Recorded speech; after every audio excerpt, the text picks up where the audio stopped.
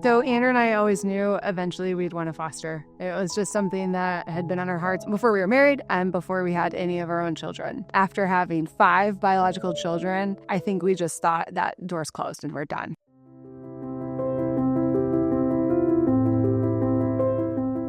We have been in the foster community since we've been married even, just because of friends and family with foster kids. And so at this time, it was 3 days before Christmas, and 2 babies came in that DCFS was struggling to find homes for. And I went home and I told him. Right away, obviously, I felt this tug at my heart of like, is this our time? Like nervous, scared, but knew that there was no option. It was surreal, but it was, I think that was God. It was our time.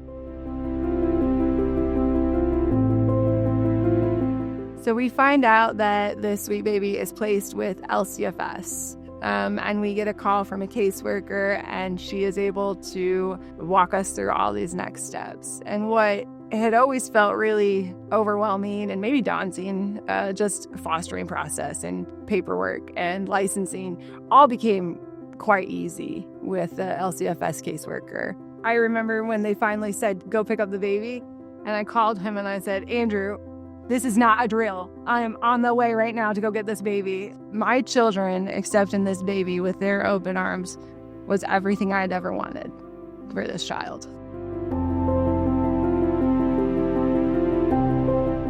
We got her at 7 days old. She was going through a lot, and her little system and body were a mess due to some of the circumstances with substances in this baby's body when she was born. We spent about 2 months just getting that baby safe and comfortable and calm.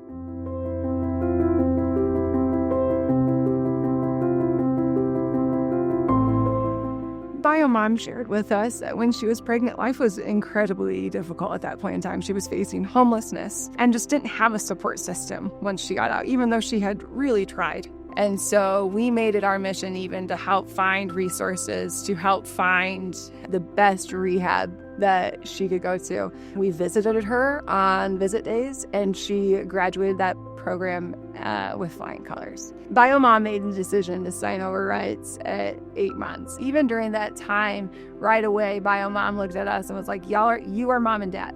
And she kind of looked at herself and she was like, I'll be TT. And I kind of like, and she was like, I'm an auntie, I'll be TT. And she was like, but she also clarified, she was not just to Georgie, like to all of them. And I'm like, okay, great. And, our kids and Georgie just know her as TT now. So Georgie's case was one of my first cases at LCFS when I got back from training. Casework is very scary, but in the end, worth it when you realize that that child is going to be loved and cared for in the way that this child will.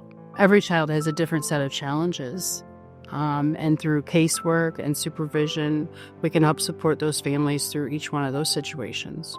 I look to be a supportive person in the lives of the people that I've worked with. They have my personal number to reach out, because ongoing support is what helps make families successful. I think one of the beautiful things that we received when Georgie was placed with us is that our village, the Langlois village, showed up. Families were showing up with dinner.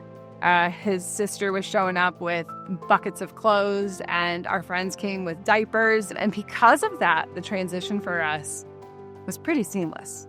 From the minute Georgie came in our home, all we wanted was for this baby to have the absolute best shot of a future.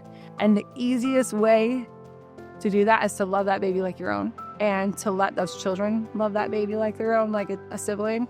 The simplicity of just when you see this, the smiles on these kids, when they come into our home, that they're scared, right? They don't trust. You start to see that them experiencing life in a way that they've never been able to experience life by having that support that they've maybe never had. So when they start to actually be shown love in whatever way you can as a foster parent, show that, right? Whether it's even just to see that switch in them to start building trust with someone, right? And start to receive that love. There's going to be unknowns. There's going to be scary times. There's going to be happy times. There's going to be sad times. But I can promise you, without a doubt, show up at the meeting, open your doors.